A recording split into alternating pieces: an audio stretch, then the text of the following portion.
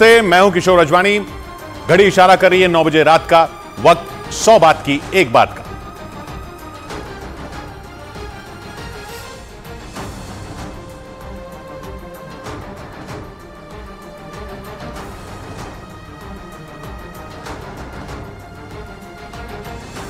बड़ी खबर हिमाचल प्रदेश में कुदरत के कहर से जुड़ी। भारी बारिश के बाद हिमाचल प्रदेश के कई इलाकों में पहाड़ खिसकने से भयानक तबाही आई। इस बीच मौसम विभाग ने वहां भारी से बहुत भारी बारिश का अलर्ट जारी कर दिया। मौसम विभाग के मुताबिक हिमाचल प्रदेश के शिमला, चंबा, कांगड़ा, मंडी, सोलन, कुल्लू, लाहौल स्पीति और सिरमौर में मूसलाधार बारिश होगी। खराब मौसम को देखते हुए हिमाचल प्रदेश सरकार ने राज्य के सभी स्कूल और कॉलेज एक दिन के लिए बंद कर दिए। राज्य आपदा प्रबंधन ने आंकड़े जारी किए, जिसके मुताबिक 24 जून से अब तक राज्य में 325 से ज्यादा लोगों की मौत बाढ़ और बारिश की वजह से चली गई। क्योंकि हिमाचल के ज्यादातर इलाकों में भीषण बारिश ने कोहराम मचा दिया। इस बीच शिमला के समर हिल इलाके में पहाड़ खिसकने से आई तबाही में एक परिवार ने अपनी 3 पीढ़ियां खो दी। 3 दिन पहले शिव मंदिर पर पहाड़ से आए मलबे में दबने की वजह से परिवार के 7 सदस्यों की मौत हो गई। इधर हिमाचल प्रदेश के मंडी से डरा देने वाला एक वीडियो सामने आया, जिसमें पहाड़ खिसकने की वजह से वहां बना एक मकान ताश के पत्तों की तरह ढहता नजर आया। और जिस किसी ने भी इस वीडियो को देखा, उसकी रूह कांप गई। रोंगटे खड़े कर देने वाली इस घटना का जो वीडियो सामने आया, उसमें उस मकान का कुछ हिस्सा धीरे धीरे गिरता दिखाई दिया, जिससे वहां मौजूद लोग डर गए और जोर जोर से चिल्लाने लगे, क्योंकि उनको यह एहसास हो गया था कि वो मकान ढहने वाला है। और हुआ भी कुछ ऐसा ही। वो मकान चंद सेकंड में देखते ही देखते पूरी तरह ढह गया। बताया गया कि भारी बारिश की वजह से उस इलाके में लगातार जमीन खिसकने की घटनाएं सामने आईं और इसी कड़ी में यह मकान भी ढह गया। उधर हिमाचल प्रदेश की राजधानी शिमला के फागली इलाके में तबाही का मंजर नजर आया। पहाड़ खिसकने की वजह से उस इलाके में कई मकानों को भारी नुकसान हुआ, जो भारी बारिश और पहाड़ खिसकने की वजह से मलबे के साथ बह गए, जिसकी वजह से वहां एक परिवार के 5 लोगों की दर्दनाक मौत हो गई, जबकि कई लोग घायल बताए गए। पहाड़ खिसकने की वजह से वहां से कई घरों का नामो निशान मिट गया। लेकिन तस्वीरों में गीली मिट्टी पर बिखरी दाल और उसमें धंसे कुकर, परात समेत न जाने कितने बर्तन और उन घरों का सामान पड़ा दिखाई दिया, जो चीख चीख कर वहां हुई तबाही की दास्तान बयां कर रहा था। एक तस्वीर में पगडंडी के किनारे पर पड़ी तहस नहस हो चुकी कार भी दिखी, जो ऊंचाई से गिरने की वजह से कई हिस्सों में टूट चुकी थी और उसके चिथड़े उड़ गए। भूस्खलन की वजह से ढह गए हैं। लेकिन सबसे दर्दनाक बात यह है कि एक ही परिवार के 5 लोगों की मौत हो गई है। पहाड़ों से गिरे मलबे की रफ्तार इतनी तेज थी कि विशालकाय पेड़ों के तने औंधे मुंह पड़े नजर आए, जिनके नीचे फंसे लोगों को बाहर निकालने के लिए उन तनों को काटना पड़ा। उधर उत्तराखंड के कई जिलों में भारी बारिश के बाद आई बाढ़ से भयंकर तबाही मच गई। बाढ़ में फंसे लोगों को निकालने के लिए बड़े पैमाने पर रेस्क्यू ऑपरेशन शुरू किया गया, जिसके तहत एसडीआरएफ की कई टीमों ने बाढ़ में घिरे लोगों की जान बचाई। इस बीच चमोली के एक इलाके में बारिश के बाद पहाड़ से मलबा गिरने से एक मकान जमींदोज हो गया। इस घटना में 7 लोग मलबे के नीचे दब गए, जिन्हें निकालने के लिए प्रशासन की टीम कई घंटों तक जुटी रही। इस दौरान उस मकान के बड़े बड़े हिस्सों को मशीन से काटा गया, ताकि उसके नीचे दबे लोगों को सुरक्षित निकाला जा सके। कई घंटों की मेहनत के बाद रेस्क्यू टीम ने मकान के मलबे के नीचे फंसे कुछ लोगों को निकाला और उन्हें तुरंत इलाज के लिए अस्पताल भेज दिया। पहाड़ पर भारी बारिश और मलबे से मची तबाही की इसी तरह की तस्वीरें कई दूसरे इलाकों से भी सामने आई। राज्य में भारी बारिश से कई इलाकों में बाढ़ जैसे हालात हैं, जिससे सैकड़ों मकान गिरकर बर्बाद हो गए। इस बीच कांगड़ा में ही बाढ़ में फंसे लोगों को एयरलिफ्ट किया गया, जिसके लिए वायुसेना के हेलीकॉप्टर की मदद ली गई और बाढ़ में फंसे लोगों को एयरलिफ्ट किया गया। और वहां से सामने आई तस्वीर में एक महिला रस्सी से बंधी दिखी, जिसको हेलीकॉप्टर की मदद से बचाया गया। साथ ही वहां के एक घर की छत पर कई और लोग भी मौजूद दिखे, जिन्हें रेस्क्यू टीम का सदस्य रस्सी से बांधकर रेस्क्यू के लिए तैयार करता नजर आया। वहीं कांगड़ा के अलग अलग इलाकों में भी वायुसेना के हेलीकॉप्टर की मदद से बाढ़ में फंसे कई लोगों को बचाया गया, क्योंकि बाढ़ की वजह से वहां के कई इलाके पूरी तरह पानी में डूब गए, जिसकी वजह से वहां फंसे लोगों का जमीन से रेस्क्यू करना मुमकिन नहीं था। इसलिए उन्हें निकालने के लिए वायुसेना की मदद ली गई। इधर शिमला के समर हिल इलाके में आई तबाही के बाद सेना ने बड़े पैमाने पर रेस्क्यू ऑपरेशन शुरू किया। वहां से सामने आए एक वीडियो में सेना के जवान शिव मंदिर पर आए मलबे को हटाते नजर आए और इसके लिए सेना के जवानों ने मिट्टी खोदने वाली मशीन की मदद ली। रेस्क्यू ऑपरेशन के दौरान सेना के जवानों के साथ एनडीआरएफ और एसडीआरएफ की टीम शिव मंदिर पर आई हजारों टन मिट्टी को हटाती दिखी। सेना के रेस्क्यू ऑपरेशन के दौरान वहां तबाही के निशान हर तरफ बिखरे दिखे। लगातार तीसरे दिन एनडीआरएफ, आर्मी और एसडीआरएफ की तरफ से राहत और बचाव अभियान जारी है। पहाड़ से आया मलबा करीब 3 से 4 किलोमीटर के इलाके में फैल गया। मिट्टी के साथ पहाड़ से नीचे आए पेड़ों को काटने के लिए कटर मशीन का इस्तेमाल किया गया। 2 रोज पहले वहां बादल फटने की वजह से पहाड़ का बड़ा हिस्सा खिसक कर नीचे आ गया था, जिसकी वजह से शिव मंदिर में जलाभिषेक कर रहे लोग दब गए थे। इस बीच शिमला के समरहिल इलाके में पहाड़ खिसकने से आई तबाही में एक परिवार ने अपनी 3 पीढ़ियां खो दी। 3 दिन पहले शिव मंदिर पर पहाड़ से आए मलबे में दबने की वजह से परिवार के 7 सदस्यों की मौत हो गई, जिसके बाद पूरे इलाके में कोहराम मच गया। हादसे के बाद रिश्तेदारों का रो रो कर बुरा हाल हो गया। परिवार के रिश्तेदारों ने बताया कि शिव मंदिर पर आए मलबे में दबने से एक बुजुर्ग, उनकी पत्नी, उनके बेटे और बहू समेत 3 बच्चों की मौत हो गई। इनकी 3 जनरेशन खत्म हो गई जी। सबसे पहले छोटे छोटे बच्चे, फिर उनके फादर, फिर जो बच्चे थे उनके आगे फादर जो है। 3 दिन पहले हुए इस भयानक हादसे में मारे गए परिवार के 5 सदस्यों के शव बरामद कर लिए गए। 1 रोज पहले परिवार के 4 सदस्यों का अंतिम संस्कार किया गया। रेस्क्यू ऑपरेशन में जुटी सेना और एनडीआरएफ की टीम मलबा हटाकर शवों को निकालने में जुटी दिखी। रिश्तेदारों के मुताबिक सोमवार को सभी लोग शिव मंदिर में जलाभिषेक के लिए गए थे। हादसे के बाद परिवार के बचे हुए सदस्य और रिश्तेदार सदमे में हैं। इस बीच हिमाचल प्रदेश में केवल हवा से नहीं बल्कि पानी के रास्ते भी लोगों का रेस्क्यू किया गया। कांगड़ा जिले के इंदौरा इलाके में पौंग बांध से पानी छोड़े जाने के बाद हालात इतने बिगड़ गए कि कई इलाके टापू में बदल गए, जिसके बाद वहां फंसे लोगों का नाव के सहारे रेस्क्यू किया गया। वहां से सामने आई तस्वीरों में हर तरफ सिर्फ पानी का कब्जा दिखाई दिया, क्योंकि पौंग बांध से पानी छोड़े जाने की वजह से वहां विनाशकारी बाढ़ आ गई, जिसमें महिलाएं, बच्चे, बुजुर्ग और बीमार भी फंस गए और वहां फंसे सभी लोगों की जान हलक में अटक गई, जिसके बाद उन्हें बचाने के लिए सेना को बुलाया गया और मुश्किल की इस घड़ी में सेना के जवान मुस्तैद दिखे, जिन्होंने नाव की मदद से बाढ़ में फंसे लोगों को सुरक्षित जगहों तक पहुंचाया। उधर हिमाचल प्रदेश में मानसून ने जून से लेकर अगस्त महीने तक 300 लोगों की जान ले ली।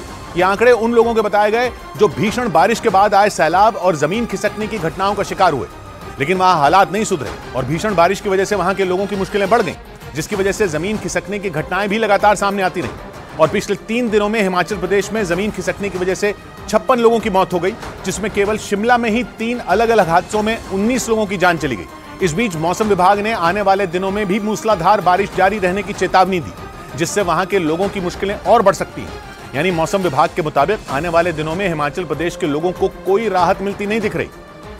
उधर हिमाचल के कांगड़ा में एसडीआरएफ और एनडीआरएफ की टीमें देवदूत बनकर पहुंची, जिन्होंने देर रात टॉर्च की रोशनी से बाढ़ प्रभावित इलाकों में रेस्क्यू ऑपरेशन चलाया, क्योंकि वहां हो रही बेहिसाब बारिश के बाद नदी नाले उफान पर आ गए, जिसकी वजह से वहां के कई इलाकों में बाढ़ जैसे हालात बन गए और गांव के गांव पानी में डूब गए, जिसके बाद एसडीआरएफ और एनडीआरएफ की टीमों ने मोर्चा संभाला और बाढ़ में फंसे लोगों का रेस्क्यू किया। इस दौरान उन्हें परेशानियों का भी सामना करना पड़ा, क्योंकि रात के घुप अंधेरे में टॉर्च की धीमी रोशनी में बाढ़ में फंसे लोगों तक पहुंचना आसान नहीं था। लेकिन रेस्क्यू टीम ने हार नहीं मानी और वहां फंसे लोगों को नाव के सहारे सुरक्षित जगहों तक पहुंचाया, जिनमें महिलाएं और कई छोटे बच्चे भी शामिल थे। सुरक्षित जगहों पर पहुंचकर सभी ने राहत की सांस ली। उधर जम्मू कश्मीर के रियासी जिले में भारी बारिश के बीच खतरनाक लहरों में फंसी एक कार का डरा देने वाला वीडियो सामने आया, जिसमें उस कार में मौजूद लोग जान बचाने के लिए मदद की गुहार लगाते नजर आए, क्योंकि बिजली की रफ्तार से दौड़ रहा सैलाब उस कार को अपने साथ घसीटने को आमादा दिखा। इस खौफनाक मंजर को देख वहां मौजूद हर कोई सहम उठा। रियासी में लगातार बारिश की वजह से मोहर इलाके में मौजूद यह बरसाती नाला उफान पर आ गया और पहाड़ों से आया मटमैला पानी नाले पर बनी पुलिया के ऊपर से बहने लगा। इसी दौरान उस कार सवार ने पुल को पार करने की कोशिश की, लेकिन बीच रास्ते में ही कार फंस गई, जिसके बाद उस कार में सवार 3 लोगों की जान हलक में आ गई। वो सीधे सैलाब की चपेट में आने से बचने के लिए कार की आड़ में छिप गए और जान बचाने की गुहार लगाने लगे। इसके बाद उन्हें जमीन खोदने वाली मशीन की मदद से सैलाब के बीच से निकाल लिया गया। इधर उत्तराखंड के पौड़ी गढ़वाल से भी डराने वाला एक वीडियो सामने आया, जिसमें जमीन खिसकने की वजह से एक 100 साल पुराना पेड़ गिर गया और जो तस्वीरें सामने आई उनमें चंद सेकंड में इतना बड़ा पेड़ अलकनंदा नदी में समाता दिखा, जिसे देखकर वहां मौजूद लोग डर गए और चिल्लाने लगे। पेड़ गया। बताया गया कि भारी बारिश की वजह से उस नदी का जलस्तर बढ़ने से वहां की जमीन खिसकने लगी और वो पेड़ अचानक उस नदी में गिर गया। बताया गया कि जो पीपल का पेड़ गिरा वो वहां मौजूद हनुमान मंदिर में पिछले 100 साल से लगा हुआ था और जब वो पेड़ गिरा तो उस वक्त वहां कई लोग दर्शन करने आए हुए थे, जो ये खौफनाक मंजर देखकर डर गए और उन्होंने इसका वीडियो अपने फोन में रिकॉर्ड कर लिया, जो बाद में सोशल मीडिया पर वायरल हो गया। उधर उत्तराखंड में बरसी आफत का असर ऋषिकेश के परमार्थ निकेतन घाट में भी दिखा। वहां तो गंगा नदी में ऐसा उफान आया कि उसकी चपेट में आकर नदी के किनारे बना घाट पूरी तरह डूब गया और जहां तक निगाह गई गंगा नदी की लहरें हिलोरे मारती नजर आईं। पहाड़ों पर हुई मूसलाधार बारिश के बाद ऋषिकेश में गंगा का जलस्तर बढ़ गया, जिसकी वजह से परमार्थ निकेतन घाट में बनी शिवजी की मूर्ति तक पानी पहुंच गया। गंगा का उफान ऊंचाई पर मौजूद उस मूर्ति को भी डुबोने पर आमादा दिखाई दिया। वहां बढ़े पानी की वजह से प्रशासन ने एहतियातन गंगा के नजदीक जाने पर रोक लगा दी। वहां मौजूद लोगों से घाट से दूर रहने की अपील की गई ताकि कोई हादसे का शिकार न हो पाए। इस बीच उत्तराखंड की मदमहेश्वर घाटी में फंसे लोगों को हेलीकॉप्टर के जरिए रेस्क्यू किया गया। वहां लगातार हो रही भारी बारिश की वजह से एक पुल का हिस्सा ढह गया, जिससे मदमहेश्वर धाम की यात्रा करने पहुंचे श्रद्धालु समेत दूसरे लोग वहां फंस गए, जिसके बाद वहां रेस्क्यू ऑपरेशन चलाया गया, जिसका एक वीडियो भी सामने आया, जिसमें एनडीआरएफ के जवान वहां फंसे लोगों का हेलीकॉप्टर के जरिए रेस्क्यू करते नजर आए। बताया गया कि एक रोज पहले ही रस्सी की मदद से कुछ लोगों को वहां से सुरक्षित निकाला गया, क्योंकि उत्तराखंड के मदमहेश्वर घाटी में जबरदस्त बारिश ने कोहराम मचा दिया, जिससे वहां एक पुल का बड़ा हिस्सा टूट गया, जबकि दूसरे रास्ते भी सैलाब की जद में आ गए, जिससे मदमहेश्वर धाम की यात्रा करने पहुंचे श्रद्धालुओं के साथ वहां दूसरे लोग भी फंस गए, जिन्हें रेस्क्यू करने के लिए हेलीकॉप्टर का सहारा लिया गया। इधर हिमाचल प्रदेश में जबरदस्त बारिश की वजह से दिल्ली में फिर यमुना की लहरें डराने लगीं, क्योंकि यमुना नदी का जलस्तर एक बार फिर खतरे के निशान से ऊपर पहुंच गया। हिमाचल प्रदेश में पिछले कई दिनों से हो रही मूसलाधार बारिश से नदी और नाले उफान पर आ गए, जिससे यमुना नदी में पानी इतना ज्यादा बढ़ गया कि दिल्ली में निचले इलाकों में एक बार फिर लोगों की सांसें अटक गईं। मौसम विभाग के मुताबिक अगर हिमाचल में ऐसे खौफनाक हालात बने रहे तो दिल्ली की भी हालत खराब हो सकती है, क्योंकि हिमाचल प्रदेश के कई जिलों में बारिश ने कोहराम मचा दिया। इसी वजह से दिल्ली के निचले इलाकों पर एक बार फिर यमुना नदी का पानी घुसने का खतरा मंडराने लगा, क्योंकि हिमाचल और हरियाणा में हो रही भारी बारिश का पानी यमुना नदी से होकर दिल्ली तक पहुंचता है। मौसम विभाग के मुताबिक अगले कुछ दिनों में हिमाचल प्रदेश में भारी से बहुत भारी बारिश हो सकती है। उधर शिमला के ही कृष्णानगर इलाके में पहाड़ खिसकने से बढ़ते खतरे को देखते हुए 40 से 50 मकानों को खाली कराया गया। एक रोज पहले वहां से रोंगटे खड़े कर देने वाला एक वीडियो सामने आया, जिसमें पहाड़ का एक बड़ा हिस्सा खिसकने की वजह से कई मकान मलबे में तब्दील होते नजर आए, जिसे देखकर वहां लोगों के अंदर खौफ बैठ गया, क्योंकि वहां से जो तस्वीर सामने आई उसमें कुछ लोग मकानों में पड़ती दरारों को देखकर शोर मचाने लगे। देखते ही देखते पहाड़ का एक बड़ा हिस्सा खिसकने लगा और वहां बने कई मकान चंद सेकंड में मिट्टी में मिल गए। इस घटना से लोगों की रूह कांप गई और वहां मातम छा गया। घटना की जानकारी मिलने के बाद एनडीआरएफ और हिमाचल पुलिस के जवान वहां पहुंच गए, जिसके बाद वहां मौजूद कई मकानों से लोगों को निकालने का काम शुरू किया गया। ऊपर के जो 40-50 मकान आप देख रहे हैं, उन मकानों को खाली करा दिया गया। प्रशासन के मुताबिक रेस्क्यू ऑपरेशन के दौरान कई लोगों को बचाकर सुरक्षित जगहों पर पहुंचा दिया गया। उधर पंजाब में हुई मूसलाधार बारिश ने वहां के कई जिलों में बाढ़ जैसे हालात पैदा कर दिए। वहां गुरदासपुर और रूपनगर में बाढ़ का सबसे भीषण कहर देखने को मिला। रूपनगर से आए एक वीडियो में तो पूरा इलाका पानी में डूबा दिखाई दिया। ड्रोन से बनाए गए इस वीडियो को देखकर ऐसा लगा मानो उस पूरे इलाके को तालाब के बीच बनाया गया हो, क्योंकि उस वीडियो में जहां तक निगाह गई सिर्फ और सिर्फ पानी नजर आया। खेत हो या घर, सब के सब पानी में डूबे दिखाई दिए। इसके साथ ही पंजाब के गुरदासपुर में भी बाढ़ का कहर दिखाई दिया। वहां तो बारिश के पानी ने लोगों का जीना मुहाल कर दिया। गुरदासपुर में बाढ़ ने ऐसा कोहराम मचाया कि लोगों के घरों में घुटनों तक पानी भर गया। पानी घुसे हुए हैं, लेकिन पानी का लेवल जो है 3 फुट या 3.5 फुट 4 फुट पानी यही इसी लेवल में है।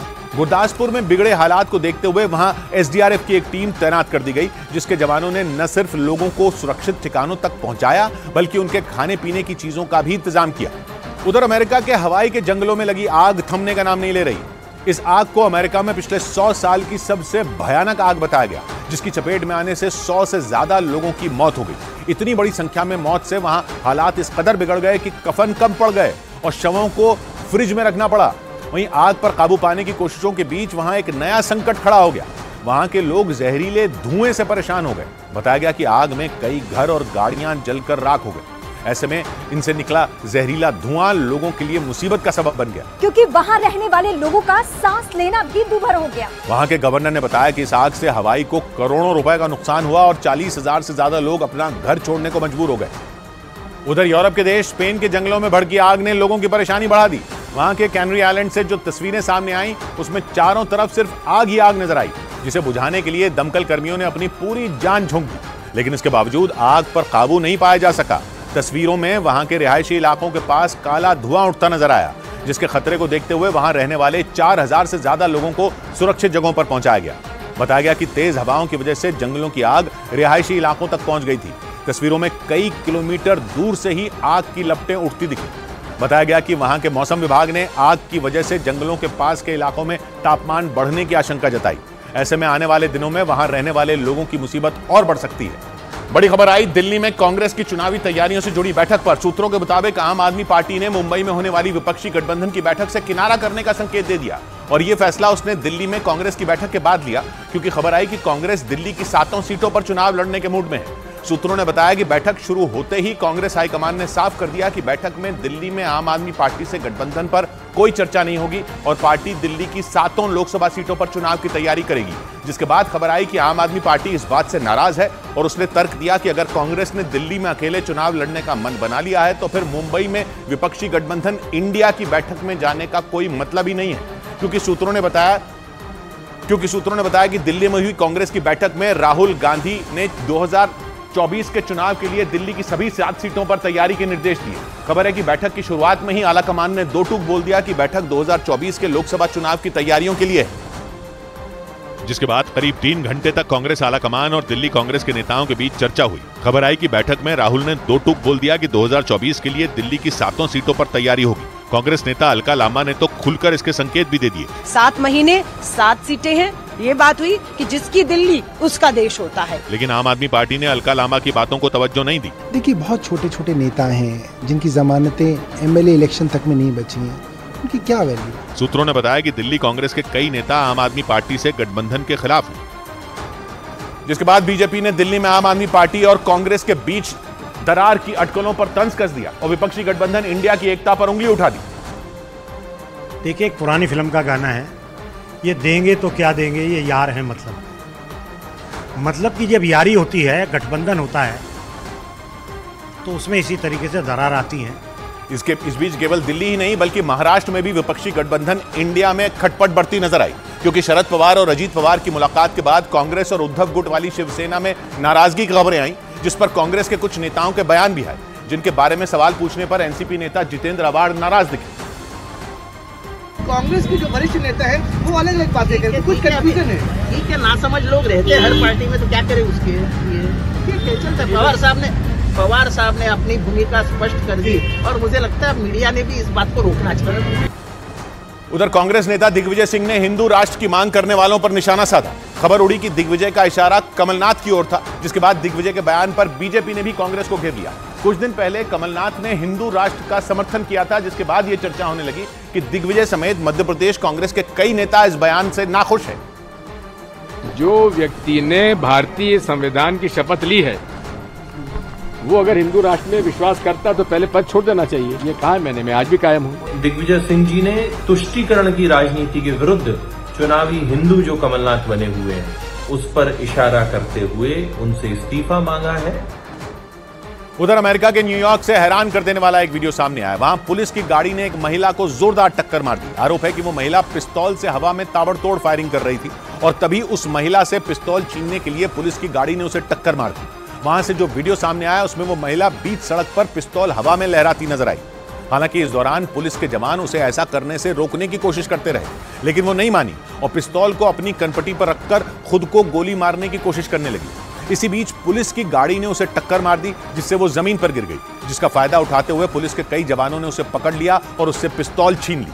पुलिस ने उस महिला को हिरासत में ले लिया और पूछताछ शुरू कर दी। इस बीच दक्षिण अमेरिकी देश इक्वाडोर में एक और नेता की हत्या से खलबली मच गई। पिछले हफ्ते ही वहां राष्ट्रपति पद के उम्मीदवार फर्नांडो विगाविसेंसियो की सरेआम गोली मारकर हत्या कर दी गई थी।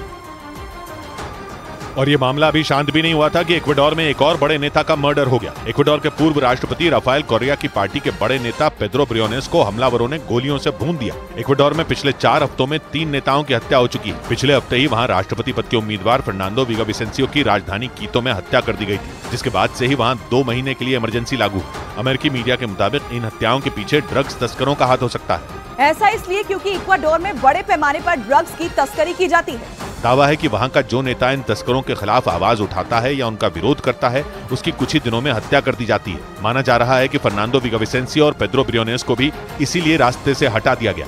उधर अफ्रीका के देश लीबिया की राजधानी त्रिपोली में 2 गुटों के बीच हिंसक झड़प में 55 से ज्यादा लोगों की मौत हो गई। इस घटना में सैकड़ों लोग घायल भी हो गए, जिनमें कई की हालत गंभीर बताई गई। और इस भयानक झड़प के बाद की तस्वीरें भी सामने आई, जिनमें राजधानी त्रिपुली का एक इलाका आग की भयंकर लपटों में घिरा दिखाई दिया। हिंसक झड़प के बाद हुई आगजनी से वहां आग की कई फीट ऊंची लपटें नजर आईं। धुएं के गुबार ने पूरे इलाके पर कब्जा कर लिया। सऊदी अरब के न्यूज चैनल अल अरबिया के मुताबिक दोनों गुटों के पास बड़ी संख्या में हथियार थे और इसी वजह से हिंसा ने भीषण रूप ले लिया। दावा है कि यह हिंसा त्रिपुली में मौजूद दो सैन्य गुटों के बीच तब भड़की जब एक गुट के कमांडर को त्रिपुली एयरपोर्ट पर पकड़ लिया गया। इसके बाद जब तक उन्हें रिहा नहीं किया गया तब तक पूरा शहर हिंसा की आग में जलता रहा। इस दौरान कई नागरिक भी उसकी चपेट में आ गए। साथ ही बड़े पैमाने पर सार्वजनिक संपत्ति को भी नुकसान पहुंचाया गया। इधर राजस्थान के हनुमानगढ़ से हैरान कर देने वाला एक वीडियो सामने आया। वहां एक महिला एक तेज रफ्तार कार के बोनेट पर लटकी हुई नजर आई। बाद में इसका वीडियो सोशल मीडिया पर वायरल हो गया, जिसमें वो महिला सड़क पर तेजी से दौड़ती हुई उस कार के बोनेट पर लटकी दिखाई दी। देखकर ऐसा लगा जैसे वो अगले ही पल नीचे गिर जाएगी, लेकिन वो किसी तरह कार को पकड़ी रही। हालांकि इस दौरान वहां मौजूद कुछ लोग उस महिला को बचाने के लिए भागे, लेकिन ड्राइवर ने कार रोकने के बजाय उसकी रफ्तार तेज कर दी। आरोप है कि वो उसी तरह कार को करीब आधा किलोमीटर तक दौड़ाता रहा। इस दौरान कुछ लोग सड़क किनारे तो कुछ लोग अपनी गाड़ियों पर बैठकर तमाशा देखते रहे, लेकिन किसी ने भी उस कार ड्राइवर को रोकने की कोशिश नहीं की, जबकि वो महिला गाड़ी रोकने की गुहार लगाती रही। इस घटना में उस महिला को काफी चोटें भी आई। इस बीच दिल्ली के पास गाजियाबाद से हैरान कर देने वाला एक वीडियो सामने आया, जिसमें एक पुलिसकर्मी बीच सड़क पर एक लड़के को पीटता हुआ दिखा। लड़के की पिटाई का यह वीडियो सोशल मीडिया पर वायरल हो गया, जिसमें वो पुलिस वाला उस लड़के को पहले हाथों से पीटता दिखा। बाद में जमीन पर गिर जाने के बाद पुलिस वाले ने उस पर लातों की बरसात कर दी। इसके बाद भी आरोपी पुलिसकर्मी नहीं रुका और लगातार उस आदमी पर ताबड़तोड़ थप्पड़ और लातें बरसाता रहा। इस दौरान वहां मौजूद लोगों में किसी ने अपने मोबाइल के कैमरे में पिटाई का ये वीडियो रिकॉर्ड कर लिया, जिसके वायरल होने के बाद पुलिस महकमे में हड़कंप मच गया। बाद में गाजियाबाद पुलिस ने आरोपी पुलिसकर्मी के खिलाफ एक्शन लिया। वीडियो के आधार पर इन्हें निलंबित करते हुए इनके विरुद्ध जांच के आधार पर विभागीय कार्रवाई अमल में लाई जाएगी। पुलिस के मुताबिक आरोपी पुलिसकर्मी को सस्पेंड कर दिया गया और उसके खिलाफ विभागीय जांच के आदेश भी दे दिए गए। इधर दिल्ली में 10 साल के एक बच्चे की हत्या की आरोपी महिला का एक सीसीटीवी वीडियो सामने आया, जिसमें वो महिला अपना चेहरा ढककर एक घर से निकलती नजर आई।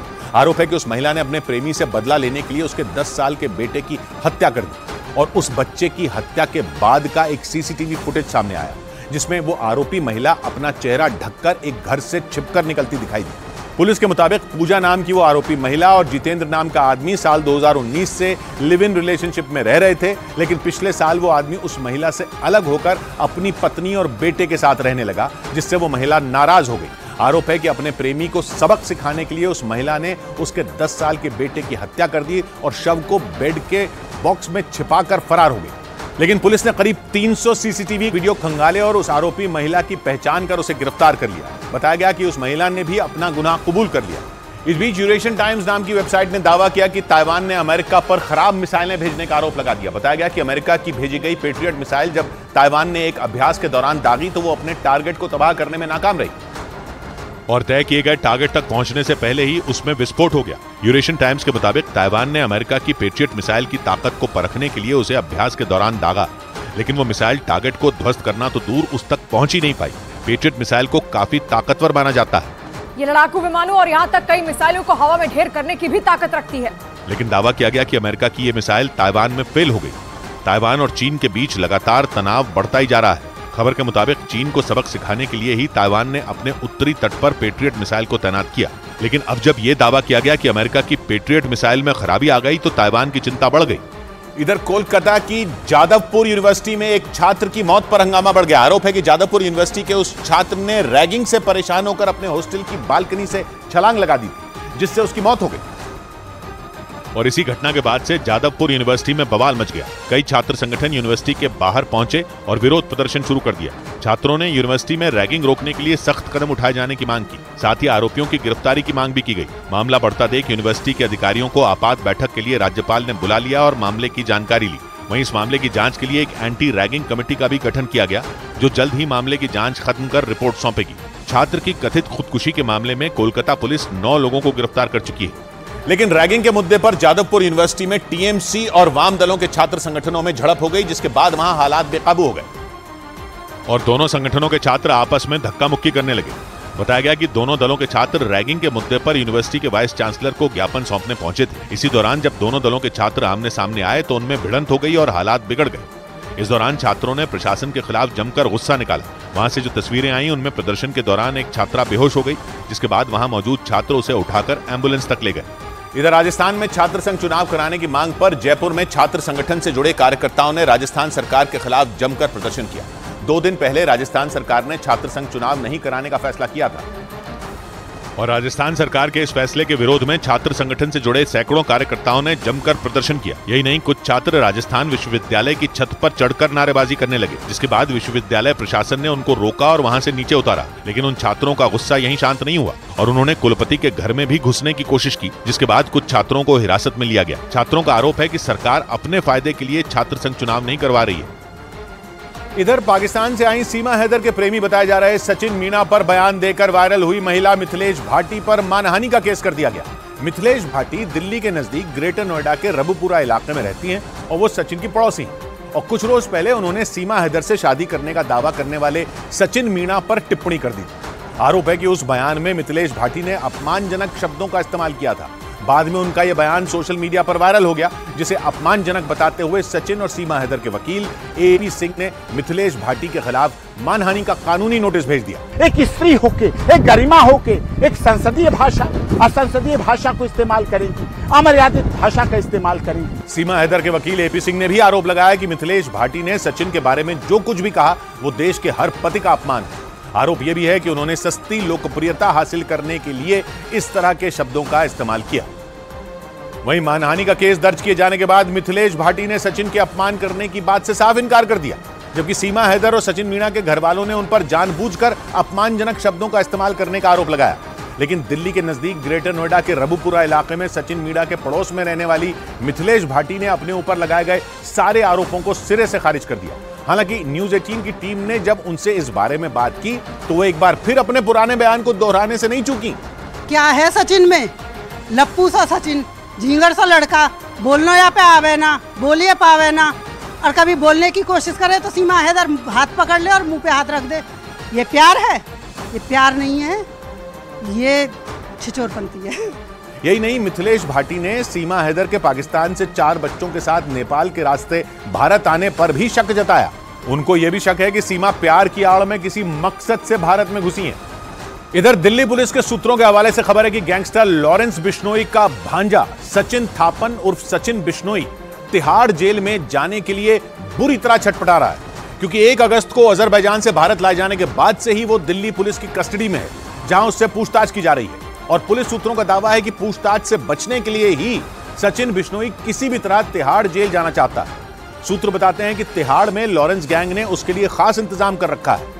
पुलिस सूत्रों के मुताबिक सचिन के तिहाड़ जेल पहुंचने के बाद वहां जश्न मनाने की तैयारी है और यह जश्न उसी तरह मनाया जाएगा जिस तरह से गैंगस्टर तिल्लू ताजपुरिया की जेल में हत्या के बाद गोगी गैंग और लॉरेंस गैंग ने मनाया था।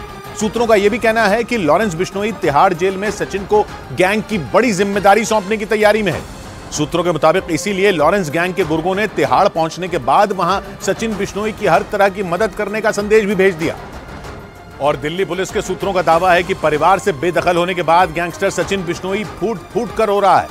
पिछले साल 29 मई को पंजाबी गायक सिद्धू मूसेवाला की हत्या हुई थी, जिसमें सचिन बिश्नोई भी आरोपी है। और पुलिस सूत्रों के मुताबिक सचिन के अपराध की दुनिया में कदम रखने और मूसेवाला हत्याकांड में नाम सामने आने के बाद से ही परिवार के लोगों ने उससे रिश्ता तोड़ लिया था। सूत्र बताते हैं कि उसके घर वालों ने न सिर्फ उससे मुंह मोड़ लिया बल्कि उसे बेदखल भी कर दिया। और तो और अजरबैजान से भारत लाए जाने के बाद परिवार के लोग भी उससे मिलने तक नहीं आए। सूत्रों का दावा है कि इसी वजह से सचिन परेशान है और वो पुलिस की हिरासत में फूट फूट कर रो रहा है। सूत्रों का कहना है कि उसकी वकील रजनी खत्री ही उससे मिलने जाती है। सूत्र ये भी बताते हैं कि दिल्ली पुलिस ने सचिन बिश्नोई के फर्जी पासपोर्ट केस की जांच भी तेज कर दी, क्योंकि आरोप है कि सिद्धू मूसेवाला की हत्या से पहले ही फर्जी पासपोर्ट से सचिन बिश्नोई विदेश भाग गया था। उधर पश्चिमी मीडिया के मुताबिक यूक्रेन ने 24 घंटे में रूस के 500 से ज्यादा सैनिकों को ढेर कर दिया। इनके साथ ही रूस के कई लड़ाकू हेलीकॉप्टरों को भी मार गिराने का दावा किया गया। यूक्रेन की सेना ने इस हमले के बाद एक बयान जारी किया और रूस की फौज पर ताबड़तोड़ हमले करने का दावा कर दिया। यूक्रेन के मुताबिक उसकी सेना पुतिन के सैनिकों पर कहर बनकर टूटी, क्योंकि पश्चिमी मीडिया के मुताबिक यूक्रेन के रक्षा मंत्री ने दावा किया कि उसकी फौज ने 24 घंटे में रूस की सेना पर एक के बाद एक कई गोले दागे, जिसमें उसके 500 से ज्यादा सैनिक मारे गए। इसके साथ ही यह भी दावा किया गया कि यूक्रेन ने रूस के कई लड़ाकू हेलीकॉप्टरों को भी निशाना बनाया और तबाह कर दिया। वहीं यूक्रेन ने कुछ दिनों में रूस को इससे बड़े हमले की चेतावनी भी दे दी। इस बीच पश्चिमी मीडिया के मुताबिक फिनलैंड के नेटो में शामिल होने के बाद डर की वजह से रूस ने उसकी सीमा पर अपने सैनिकों की तैनाती नहीं की, जबकि पिछले साल दिसंबर महीने में ही रूस ने फिनलैंड बॉर्डर पर अपने सैनिकों की तैनाती बढ़ाने की चेतावनी दी थी, क्योंकि रूस अमेरिका के नेतृत्व वाले सैन्य संगठन नेटो यानी नॉर्थ अटलांटिक ट्रीटी ऑर्गेनाइजेशन को अपने लिए खतरा मानता है और इसी वजह से वो अपने पड़ोसियों के नेटो में शामिल होने का पुरजोर विरोध करता आया। लेकिन रूस के विरोध के बावजूद जब उसके पड़ोसी फिनलैंड ने अप्रैल महीने में नेटो का दामन थाम लिया तो रूस आग बबूला हो गया था और उसने एक बार फिर फिनलैंड से लगने वाले अपने बॉर्डर की किलेबंदी करने का ऐलान कर दिया था, क्योंकि रूस के उत्तर पश्चिम में मौजूद फिनलैंड का उसके साथ 1300 किलोमीटर लंबा बॉर्डर है। फिनलैंड सीमा पर सैन्य तैनाती बढ़ाने की रूस की घोषणा को कई महीने बीत गए, लेकिन फिनलैंड की विदेश मंत्री के मुताबिक रूस ने वहां सेना की कोई नई यूनिट नहीं भेजी। लेकिन फिनलैंड की विदेश मंत्री के मुताबिक रूस ने वहां सेना की कोई नई यूनिट नहीं भेजी। पश्चिमी मीडिया के मुताबिक पुतिन ने फिनलैंड से लगे बॉर्डर पर इसलिए सेना नहीं भेजी क्योंकि वो यूक्रेन से जारी जंग के बीच नेटो से उलझना नहीं चाहते, क्योंकि अगर उन्होंने ऐसा किया तो रूस को एक साथ नेटो के 31 सदस्यों से भिड़ना पड़ जाएगा। उधर अफ्रीकी देश नाइजर में छिड़ी हिंसा के बाद अब वहां जंग के आसार दिखने लगे। वहां माली से लगने वाली सीमा के पास नाइजर की फौज के 17 सैनिकों की मौत के बाद हालात बिगड़ गए। नाइजर में कुछ दिन पहले सेना ने तख्ता पलटकर सत्ता अपने हाथ में ले ली और तभी से वहां हिंसक प्रदर्शन जारी हैं और अब नाइजर की माली से लगने वाली सीमा के पास उसकी सेना के 17 जवानों को निशाना बनाया गया। आरोप है कि उस इलाके में अलकायदा समेत कई आतंकी संगठन हिंसा को बढ़ावा देते रहे हैं और पश्चिमी मीडिया के मुताबिक उन्हीं के इशारों पर नाइजर में तख्ता पलट किया गया। हालांकि इस हमले के बाद नाइजर की सेना ने यह दावा किया कि उसके जवानों ने पलटवार के दौरान करीब 100 आतंकियों को भी मार गिराया। उधर ईरान ने अपनी मशहूर शाह चिराग दरगाह पर हुए हमले के पीछे इजरायल का हाथ बता दिया और कसम खाई कि वो हमले का इंतकाम लेकर रहेगा। 3 दिन पहले शाह चिराग दरगाह में एक हमलावर बंदूक लेकर घुस गया था और उसने वहां मौजूद लोगों पर गोलियां चला दी थी, जिस पर ईरान की सेना की ब्रांच IRGC यानी इस्लामिक रिवॉल्यूशनरी गार्ड कोर ने दावा किया कि दरगाह पर हमले के तार इजरायल से जुड़े हैं। ईरान और इजरायल पुराने कट्टर दुश्मन हैं और अब उनके बीच हालात इतने गर्मा चुके हैं कि दोनों जंग की एकदम दहलीज पर खड़े हैं। उस पर ईरान की सेना की ब्रांच IRGC यानी इस्लामिक रिवॉल्यूशनरी गार्ड कोर ने आग में घी डालने वाला दावा कर दिया कि उसकी दरगाह पर हमला करवाने वाला इजरायल है। इधर यूपी के सिद्धार्थनगर में एक युवक का संदिग्ध हालात में शव मिलने से हड़कंप मच गया। एक रोज पहले ही उस युवक के परिवार वालों ने उसके अपहरण की शिकायत पुलिस को दी थी और उसके अगले ही दिन लावारिस हालत में युवक का शव मिलने से सनसनी फैल गई। रोहित नाम के उस युवक के परिवार ने पहले ही 2 लोगों पर अपहरण का शक जताया था। पुलिस ने शव मिलते ही एक आरोपी को गिरफ्तार कर लिया और मामले की जांच तेज कर दी। वहीं रोहित के परिवार में मातम का माहौल बन गया। पुलिस के बड़े अधिकारियों ने पहुंचकर परिवार को दोषियों के खिलाफ कड़ी कार्रवाई का भरोसा दिया। रोहित के शव पर गंभीर चोटों के निशान मिले, जिससे उसकी हत्या किए जाने की आशंका जताई गई। पुलिस ने शव को पोस्टमार्टम के लिए भेजकर मामले की जांच तेज कर दी। उधर उत्तर प्रदेश के संभल में एक कांस्टेबल ने अपने घर में फांसी लगाकर आत्महत्या कर ली। पुलिस के मुताबिक उस सिपाही का पत्नी से दहेज के लिए विवाद चल रहा था, जिसके बाद दोनों के बीच अनबन हो गई और सिपाही ने आत्महत्या कर ली। जिसकी सूचना मिलने पर पुलिस की एक टीम वहां पहुंची और सिपाही के शव को फांसी के फंदे से नीचे उतारा, क्योंकि न्यायालय की सुरक्षा में तैनात रजत नाम के सिपाही ने कमरे के अंदर फांसी लगाकर खुदकुशी कर ली। मृतक का अपनी पत्नी जो भी आरक्षी है से पारिवारिक विवाद प्रकाश में आया है। घटना के बाद मृतक के परिजनों का रो रो कर बुरा हाल हो गया। परिजनों ने बताया कि उसकी पत्नी भी उत्तर प्रदेश पुलिस में सिपाही के पद पर ही तैनात है और दोनों के बीच कुछ दिनों से विवाद चल रहा था। इसी से परेशान होकर रजत ने आत्महत्या कर ली। उधर पश्चिमी मीडिया ने दावा किया कि बेलारूस में वैगनर ग्रुप के लड़ाकों की मौजूदगी से पोलैंड के बाद लातविया में भी खौफ बढ़ गया। दावा किया गया कि वैगनर ग्रुप के लड़ाके लातविया पहुंच गए और वहां भी भर्तियां शुरू कर दी, जिसके बाद नेटो सदस्य देश लातविया पर भी हमले का डर सताने लगा, क्योंकि लातविया के लिए खतरा एक तरफ से नहीं बल्कि 3 तरफ से है। लातविया को डर है कि रूस, बेलारूस और वैगनर ग्रुप तीनों एक साथ उस पर टूट सकते हैं। पश्चिमी मीडिया के मुताबिक रूस वैगनर ग्रुप के जरिए लातविया पर हमले का प्लान बना रहा है। बताया गया कि लातविया के लड़ाकों को वैगनर ग्रुप में शामिल भी कराया जा रहा है ताकि लातविया पर हमला भी हो जाए और नेटो रूस पर कार्रवाई भी न कर सके। पश्चिमी मीडिया के मुताबिक लातविया से 2 रूसी नागरिकों को भी गिरफ्तार किया गया, जिन पर लातविया में वैगनर ग्रुप में लड़ाकों की भर्तियां कराने का आरोप है। इस बीच पोलैंड ने बेलारूस से लगने वाली सीमा पर बढ़ते तनाव को एक बड़ी साजिश का हिस्सा बताया। पोलैंड के विदेश मंत्रालय ने आरोप लगाया कि बेलारूस के राष्ट्रपति लुकाशेंको जानबूझकर उसकी सीमा के पास जंग जैसे हालात बनाने की तैयारी में लगे हैं ताकि पोलैंड में अशांति फैलाई जा सके। पोलैंड का आरोप है कि लुकाशेंको ने खासतौर पर पोलैंड से लगने वाली सीमा के पास अपनी सेना की कई टुकड़ियां तैनात कर दी ताकि पोलैंड का माहौल बिगाड़ा जा सके। आशंका जताई गई कि लुकाशेंको ने पोलैंड में होने वाले चुनाव में दखल देने के इरादे से ऐसा किया और आरोप है कि लुकाशेंको ने इसी मकसद से पोलैंड पर दबाव बनाने की कोशिश भी की, जिसके बाद पोलैंड की सरकार ने बेलारूस सीमा के पास 10,000 से ज्यादा जवान भेजने का ऐलान कर दिया। इधर पश्चिमी मीडिया ने दावा किया कि वैगनर ग्रुप के मुखिया येवगेनी प्रिगोजिन से नजदीकी बढ़ाने के आरोप में पुतिन ने एक और जनरल को घर में नजरबंद कर दिया। बताया गया कि वो जंग के बीच लगातार येवगेनी प्रिगोजिन के संपर्क में थे और इसीलिए अब उनको नजरबंद कर दिया गया। वैगनर ग्रुप के मुखिया येवगेनी प्रिगोजिन कभी पुतिन के बेहद खास हुआ करते थे। पुतिन के कहने पर ही उन्होंने अपने लड़ाकों के साथ यूक्रेन पर धावा बोला, जहां उनके लड़ाकों ने ज़ेलेंस्की के सैनिकों पर कहर ढाने का कोई मौका नहीं छोड़ा। दावा किया गया कि जंग के बीच ही रूसी सेना के उस जनरल ने येवगेनी प्रिगोजिन की मदद करते हुए उनसे अपने रिश्ते बेहतर बनाए। आरोप है कि उन्हें इस बात की भी जानकारी थी कि वैगनर ग्रुप विद्रोह कर मॉस्को की तरफ बढ़ने वाला है, लेकिन उन्होंने इसकी जानकारी पुतिन को नहीं दी। खबर के मुताबिक जैसे ही इसकी भनक पुतिन को लगी, उन्होंने तुरंत बड़ा एक्शन लेते हुए उन्हें जंग के मैदान से हटाकर उनकी पूरी ताकत छीन ली और उन्हें अब घर में ही कैद करवा दिया। इधर उत्तर प्रदेश के बाराबंकी से हैरान कर देने वाला एक वीडियो सामने आया। वहां एक मोटरसाइकिल पर एक ही परिवार के 7 लोग सवार दिखाई दिए, जिसका वीडियो सोशल मीडिया पर वायरल हो गया, जिसमें उस मोटरसाइकिल पर 5 बच्चे और एक महिला बैठी नजर आई, जबकि एक आदमी बिना हेलमेट के मोटरसाइकिल चलाता दिखाई दिया। एक ही मोटरसाइकिल पर इतने लोगों को बैठा देखकर सड़क से गुजरने वाले लोग भी दंग रह गए, क्योंकि जिस मोटरसाइकिल पर मुश्किल से 3 लोग बैठ पाते हैं, उस पर 7 लोग सवार दिखे। हालांकि लोग तब हैरान रह गए जब उन्होंने देखा कि जो बच्चा मोटरसाइकिल पर आगे बैठा था वो सो रहा था। जान जोखिम में डालकर सड़क पर एक ही मोटरसाइकिल से 7 लोगों के सफर करने का वीडियो सोशल मीडिया पर वायरल हो गया। उधर शेयर बाजार भारी उतार चढ़ाव के बीच मुनाफे के निशान पर बंद हुआ। सेंसेक्स और निफ्टी दोनों ही हरे निशान पर बंद हुए और कारोबार बंद होने के वक्त बॉम्बे स्टॉक एक्सचेंज का सेंसेक्स 137 अंकों की छलांग लगाकर 65,539 पर पहुंच गया, जबकि नेशनल स्टॉक एक्सचेंज का निफ्टी 30 अंक उछलकर 19,465 पर बंद हुआ। इस दौरान ऑटो, पावर, रियल्टी और आईटी के शेयर सबसे ज्यादा मुनाफे में रहे, जबकि बैंक और मेटल में गिरावट दर्ज की गई। उधर सऊदी अरब के न्यूज चैनल अल अरबिया ने दावा किया कि आतंकी संगठन आईएसआईएस ने सीरिया की सरकार का समर्थन करने वाले 3 लड़ाकों को मार गिराया। खबर है कि हमला मध्य सीरिया के एक इलाके में किया गया, जिसमें सीरिया की सरकार का समर्थन करने वाले कई लड़ाके घायल भी हो गए। सऊदी अरब के न्यूज चैनल अल अरबिया के मुताबिक आईएसआईएस के आतंकियों ने यह हमला सीरिया की सेना में खौफ पैदा करने के लिए किया, क्योंकि यह आतंकी संगठन एक बार फिर वहां अपने पैर पसारने में जुटा है। हाल ही में सीरिया के पूर्वी हिस्से में सैनिकों से भरी एक बस पर ताबड़तोड़ फायरिंग कर दी गई थी, जिसमें सीरिया के 20 सैनिकों की मौत हो गई, जबकि कई घायल हो गए थे। यह हमला इराक की सीमा के नजदीक किया गया था। माना जा रहा है कि वहां आईएसआईएस से जुड़े कई आतंकी अब भी मौजूद हैं, जबकि 2019 में इस आतंकी संगठन ने सीरिया में अपने कब्जे वाला आखिरी इलाका भी खो दिया था। लेकिन पश्चिमी मीडिया का दावा है कि 2019 में अपनी हार के बावजूद कई आतंकी वहां छिपे हुए हैं। इधर पश्चिमी मीडिया के मुताबिक कुरान के अपमान पर आतंकी संगठन अल-कायदा ने दुनिया भर में स्वीडन और डेनमार्क के राजनयिकों की हत्या की धमकी दे दी। इसी साल जून महीने में स्वीडन की राजधानी स्टॉकहोम में एक युवक ने कुरान का अपमान किया था, जिसके बाद दुनिया भर में मुस्लिम देश बुरी तरह भड़क गए। इराक में तो गुस्साए लोगों ने स्वीडन के दूतावास पर हमला कर दिया। वहां तोड़फोड़ के बाद आगजनी तक कर दी गई। वहीं मुस्लिम देश मोरक्को ने स्वीडन के राजदूत को अपने यहां से जाने का फरमान सुना दिया।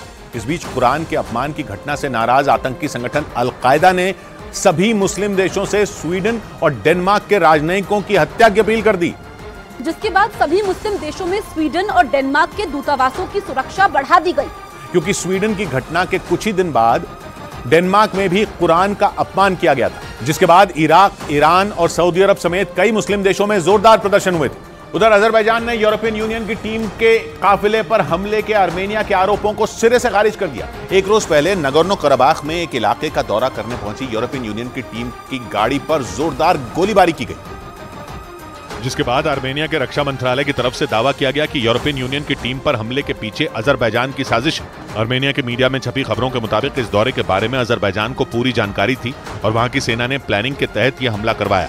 यूरोपियन यूनियन की यह टीम दोनों देशों के बीच चल रहे सीमा विवाद को सुलझाने के लिए दौरे पर थी, क्योंकि आर्मेनिया और अजरबैजान 1991 तक सोवियत संघ का हिस्सा थे।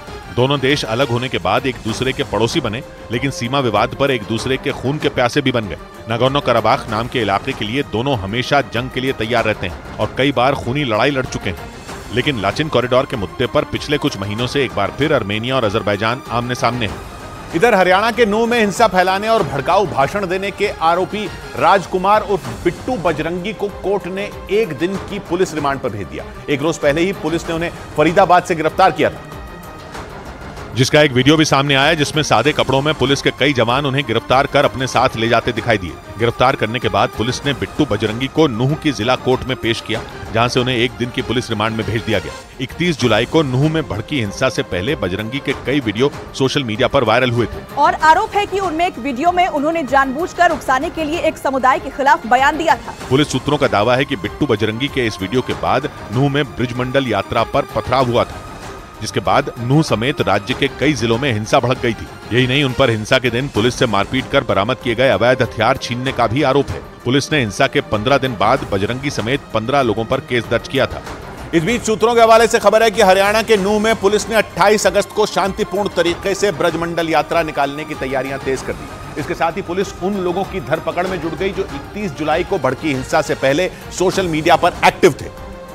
हालांकि 28 अगस्त को यात्रा निकालने के लिए किसी भी संगठन ने प्रशासन से इजाजत नहीं मांगी है, लेकिन कुछ दिन पहले हरियाणा के पलवल में हुई महापंचायत में एक बार फिर नलेश्वर महादेव मंदिर से ब्रजमंडल यात्रा निकालने का ऐलान किया गया था, जिससे पुलिस और प्रशासन के अधिकारी सतर्क हो गए।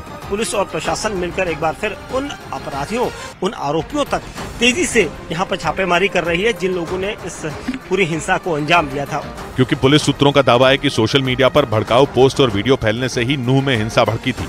इसीलिए पुलिस ने उन लोगों की धरपकड़ तेज कर दी जो हिंसा से पहले सोशल मीडिया पर एक्टिव थे, ताकि अगर 28 अगस्त को यात्रा निकले तो नूह में दोबारा ऐसे हालात न बने। उधर अमेरिका का दोस्त फिलीपींस दक्षिण चीन सागर में चीन को घेरने के लिए उसके पड़ोसी वियतनाम को अपनी टीम में लाने की कोशिश में है। फिलीपींस और वियतनाम दोनों चीन की विस्तारवाद की नीति का दबाव झेल रहे हैं, इसलिए फिलीपींस वियतनाम के साथ करार करना चाहता है ताकि दोनों देश मिलकर दक्षिण चीन सागर में चीन की दादागिरी को ठेंगा दिखा सकें। क्योंकि चीन लगभग पूरे के पूरे दक्षिण चीन सागर को अपनी बपौती मानता है, इस वजह से फिलीपींस और वियतनाम दोनों का उससे विवाद चल रहा है।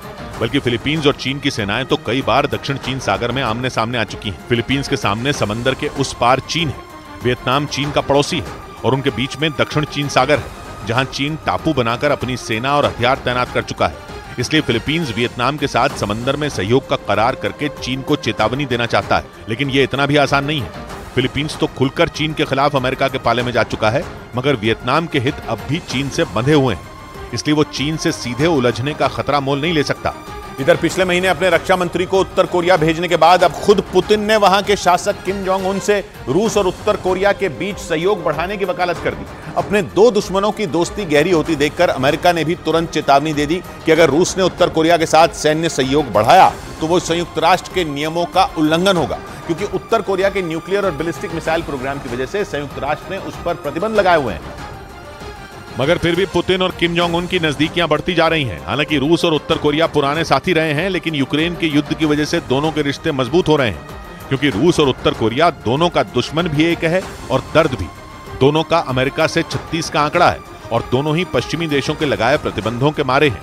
इसलिए पुतिन ने किम जोंग उन से दोनों देशों के बीच सहयोग बढ़ाने के लिए संदेश भेज दिया। और अमेरिका तो पहले ही कई बार दावा कर चुका है कि उत्तर कोरिया रूस को यूक्रेन में लड़ने के लिए हथियार भी दे रहा है। हालांकि दोनों देशों ने अमेरिका के दावों से इनकार किया है, लेकिन अगर रूस और उत्तर कोरिया यूं खुलकर साथ आ गए तो अमेरिका के लिए मुसीबत खड़ी हो जाएगी। इसलिए उसने रूस को चेतावनी जारी कर दी। इस बीच पश्चिमी मीडिया ने दावा किया कि अमेरिका ने रूस को ड्रोन भेजने पर ईरान को अंजाम भुगतने की धमकी दे डाली। ईरान पर जंग की शुरुआत से ही रूस को खतरनाक शाहिद 136 ड्रोन देने के आरोप लगते आए हैं और पश्चिमी मीडिया के मुताबिक इसी कड़ी में ईरान एक बार फिर रूस को ड्रोन की बड़ी खेप भेजने की तैयारी में जुट गया। ईरान के शाहिद 136 ड्रोन बेहद खतरनाक होते हैं, जो अपने टारगेट से टकराकर फट जाते हैं। यानी अगर रूस को बड़े पैमाने पर ये ड्रोन मिले तो यूक्रेन की मुश्किलें कई गुना बढ़ जाएंगी। पश्चिमी मीडिया के मुताबिक इसीलिए अमेरिका ने पहले ही ईरान को अंजाम भुगतने की धमकी दे दी। इतना ही नहीं, अमेरिका ने दबाव बनाया कि अगर ईरान को आर्थिक प्रतिबंधों से बाहर निकलना है तो उसे रूस को ड्रोन देना बंद करना होगा। ईरान अपने परमाणु प्रोग्राम की वजह से पहले ही अमेरिका समेत पश्चिमी देशों के प्रतिबंध झेल रहा है और रूस की मदद करने के आरोपों के बीच उस पर कई नए प्रतिबंध भी लगाए गए। ऐसे में अगर ईरान पर लंबे समय तक प्रतिबंध लगे रहे तो उसकी अर्थव्यवस्था पूरी तरह से डूब जाएगी।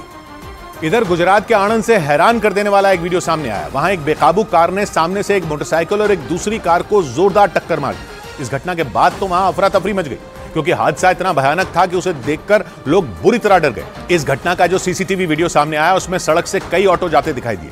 इसी दौरान सड़क पर वो कार खड़ी दिखाई दी। तभी वहां एक लड़का पहुंच गया और कार में बैठने के लिए उसने जैसे ही दरवाजा खोला, सामने से आ रही तेज रफ्तार गाड़ी ने टक्कर मार दी। इसके बाद जो हुआ, ब्रेक के बाद।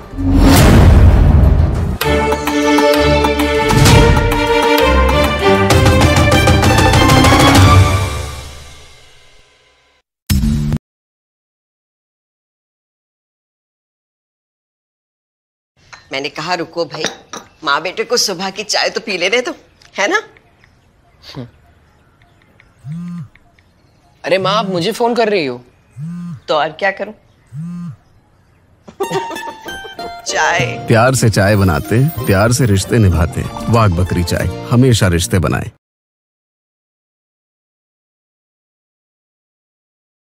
क्या खुशबू आ रही है। ऑफिस के बाहर तुम्हारी ये वाली चाय 200 रुपए में बिकेगी, पता है? मैं ये वाली चाय सबके लिए नहीं बनाती। प्यार से चाय बनाते, प्यार से रिश्ते निभाते। वाघ बकरी चाय हमेशा रिश्ते बनाए। बड़ी खबर हिमाचल प्रदेश में कुदरत के कहर से जुड़ी। भारी बारिश के बाद हिमाचल प्रदेश के कई इलाकों में पहाड़ खिसकने से भयानक तबाही आई। इस बीच मौसम विभाग ने वहां भारी से बहुत भारी बारिश का अलर्ट जारी कर दिया। मौसम विभाग के मुताबिक हिमाचल प्रदेश के शिमला, चंबा, कांगड़ा, मंडी, सोलन, कुल्लू, लाहौल स्पीति और सिरमौर में मूसलाधार बारिश होगी। खराब मौसम को देखते हुए हिमाचल प्रदेश सरकार ने राज्य के सभी स्कूल और कॉलेज एक दिन के लिए बंद कर दिए। राज्य आपदा प्रबंधन ने आंकड़े जारी किए, जिसके मुताबिक 24 जून से अब तक राज्य में 325 से ज्यादा लोगों की मौत बाढ़ और बारिश की वजह से चली गई। क्योंकि हिमाचल के ज्यादातर इलाकों में भीषण बारिश ने कोहराम मचा दिया। इस बीच हिमाचल शिमला के समर हिल इलाके में पहाड़ खिसकने से आई तबाही में एक परिवार ने अपनी 3 पीढ़ियां खो दी। 3 दिन पहले शिव मंदिर पर पहाड़ से आए मलबे में दबने की वजह से परिवार के 7 सदस्यों की मौत हो गई। इधर हिमाचल प्रदेश के मंडी से डरा देने वाला एक वीडियो सामने आया, जिसमें पहाड़ खिसकने की वजह से वहां बना एक मकान ताश के पत्तों की तरह ढहता नजर आया और जिस किसी ने भी इस वीडियो को देखा उसकी रूह कांपी। रोंगटे खड़े कर देने वाली इस घटना का जो वीडियो सामने आया, उसमें उस मकान का कुछ हिस्सा धीरे धीरे गिरता दिखाई दिया, जिससे वहां मौजूद लोग डर गए और जोर जोर से चिल्लाने लगे, क्योंकि उनको यह एहसास हो गया था कि वो मकान ढहने वाला है। और हुआ भी कुछ ऐसा ही। वो मकान चंद सेकंड में देखते ही देखते पूरी तरह ढह गया। बताया गया कि भारी बारिश की वजह से उस इलाके में लगातार जमीन खिसकने की घटनाएं सामने आईं और इसी कड़ी में यह मकान भी ढह गया। उधर हिमाचल प्रदेश की राजधानी शिमला के फागली इलाके में तबाही का मंजर नजर आया। पहाड़ खिसकने की वजह से उस इलाके में कई मकानों को भारी नुकसान हुआ, जो भारी बारिश और पहाड़ खिसकने की वजह से मलबे के साथ बह गए, जिसकी वजह से वहां एक परिवार के 5 लोगों की दर्दनाक मौत हो गई, जबकि कई लोग घायल बताए गए। पहाड़ खिसकने की वजह से वहां से कई घरों का नामो निशान मिट गया, लेकिन तस्वीरों में गीली मिट्टी पर बिखरी दाल और उसमें धंसे कुकर, परात समेत न जाने कितने बर्तन और उन घरों का सामान पड़ा दिखाई दिया, जो चीख चीख कर वहां हुई तबाही की दास्तान बयां कर रहा था। एक तस्वीर में पगडंडी के किनारे पर पड़ी तहस नहस हो चुकी कार भी दिखी, जो ऊंचाई से गिरने की वजह से कई हिस्सों में टूट चुकी थी और उसके चिथड़े उड़ गए। भूस्खलन की वजह से ढह गए हैं, लेकिन सबसे दर्दनाक बात यह है कि एक ही परिवार के 5 लोगों की मौत हो गई है। पहाड़ों से गिरे मलबे की रफ्तार इतनी तेज थी कि विशालकाय पेड़ों के तने औंधे मुंह पड़े नजर आए, जिनके नीचे फंसे लोगों को बाहर निकालने के लिए उन तनों को काटना पड़ा। उधर उत्तराखंड के कई जिलों में भारी बारिश के बाद आई बाढ़ से भयंकर तबाही मच गई। बाढ़ में फंसे लोगों को निकालने के लिए बड़े पैमाने पर रेस्क्यू ऑपरेशन शुरू किया गया, जिसके तहत एसडीआरएफ की कई टीमों ने बाढ़ में घिरे लोगों की जान बचाई। इस बीच चमोली के एक इलाके में बारिश के बाद पहाड़ से मलबा गिरने से एक मकान जमींदोज हो गया।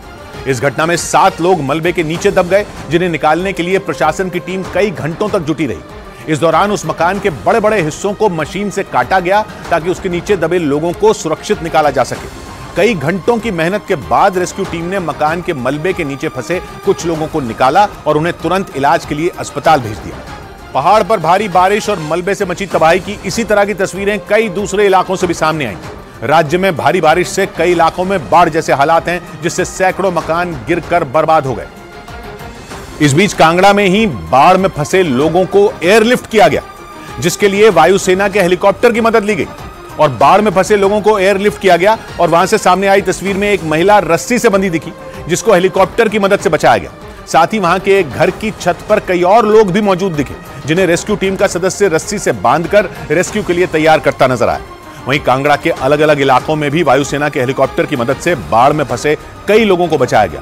क्योंकि बाढ़ की वजह से वहां के कई इलाके पूरी तरह पानी में डूब गए, जिसकी वजह से वहां फंसे लोगों का जमीन से रेस्क्यू करना मुमकिन नहीं था। इसलिए उन्हें निकालने के लिए वायुसेना की मदद ली गई। इधर शिमला के समर हिल इलाके में आई तबाही के बाद सेना ने बड़े पैमाने पर रेस्क्यू ऑपरेशन शुरू किया। वहां से सामने आए एक वीडियो में सेना के जवान शिव मंदिर पर आए मलबे को हटाते नजर आए और इसके लिए सेना के जवानों ने मिट्टी खोदने वाली मशीन की मदद ली। रेस्क्यू ऑपरेशन के दौरान सेना के जवानों के साथ एनडीआरएफ और एसडीआरएफ की टीम शिव मंदिर पर आई हजारों टन मिट्टी को हटाती दिखी। सेना के रेस्क्यू ऑपरेशन के दौरान वहां तबाही के निशान हर तरफ बिखरे दिखे। लगातार तीसरे दिन एनडीआरएफ, आर्मी और एसडीआरएफ की तरफ से राहत और बचाव अभियान जारी है। पहाड़ से आया मलबा करीब 3 से 4 किलोमीटर के इलाके में फैल गया। मिट्टी के साथ पहाड़ से नीचे आए पेड़ों को काटने के लिए कटर मशीन का इस्तेमाल किया गया। 2 रोज पहले वहां बादल फटने की वजह से पहाड़ का बड़ा हिस्सा खिसक कर नीचे आ गया था, जिसकी वजह से शिव मंदिर में जलाभिषेक कर रहे लोग दब गए थे। इस बीच शिमला के समर हिल इलाके में पहाड़ खिसकने से आई तबाही में एक परिवार ने अपनी 3 पीढ़ियां खो दी। 3 दिन पहले शिव मंदिर पर पहाड़ से आए मलबे में दबने की वजह से परिवार के 7 सदस्यों की मौत हो गई, जिसके बाद पूरे इलाके में कोहराम मच गया। हादसे के बाद रिश्तेदारों का रो रो कर बुरा हाल हो गया। परिवार के रिश्तेदारों ने बताया कि शिव मंदिर पर आए मलबे में दबने से एक बुजुर्ग, उनकी पत्नी, उनके बेटे और बहू समेत 3 बच्चों की मौत हो गई। इनकी 3 जनरेशन खत्म हो गई जी। सबसे पहले छोटे छोटे बच्चे, फिर उनके फादर, फिर जो बच्चे थे उनके आगे फादर जो है। 3 दिन पहले हुए इस भयानक हादसे में मारे गए परिवार के 5 सदस्यों के शव बरामद कर लिए गए। 1 रोज पहले परिवार के 4 सदस्यों का अंतिम संस्कार किया गया। रेस्क्यू ऑपरेशन में जुटी सेना और एनडीआरएफ की टीम मलबा हटाकर शवों को निकालने में जुटी दिखी। रिश्तेदारों के मुताबिक सोमवार को सभी लोग शिव मंदिर में जलाभिषेक के लिए गए थे। हादसे के बाद परिवार के बचे हुए सदस्य और रिश्तेदार सदमे में हैं। इस बीच हिमाचल प्रदेश में केवल हवा से नहीं बल्कि पानी के रास्ते भी लोगों का रेस्क्यू किया गया। कांगड़ा जिले के इंदौरा इलाके में पोंग बांध से पानी छोड़े जाने के बाद हालात इतने बिगड़ गए कि कई इलाके टापू में बदल गए, जिसके बाद वहां फंसे लोगों का नाव के सहारे रेस्क्यू किया गया। वहां से सामने आई तस्वीरों में हर तरफ सिर्फ पानी का कब्जा दिखाई दिया, क्योंकि पोंग बांध से पानी छोड़े जाने की वजह से वहां विनाशकारी बाढ़ आ गई, जिसमें महिलाएं, बच्चे, बुजुर्ग और बीमार भी फंस गए और वहां फंसे सभी लोगों की जान हलक में अटक गई, जिसके बाद उन्हें बचाने के लिए सेना को बुलाया गया और मुश्किल की इस घड़ी में सेना के जवान मुस्तैद दिखे, जिन्होंने नाव की मदद से बाढ़ में फंसे लोगों को सुरक्षित जगहों तक पहुंचाया। उधर हिमाचल प्रदेश में मानसून ने जून से लेकर अगस्त महीने तक 300 लोगों की जान ले ली। ये आंकड़े उन लोगों के बताए गए जो भीषण बारिश के बाद आए सैलाब और जमीन खिसकने की घटनाओं का शिकार हुए, लेकिन वहां हालात नहीं सुधरे और भीषण बारिश की वजह से वहां के लोगों की मुश्किलें।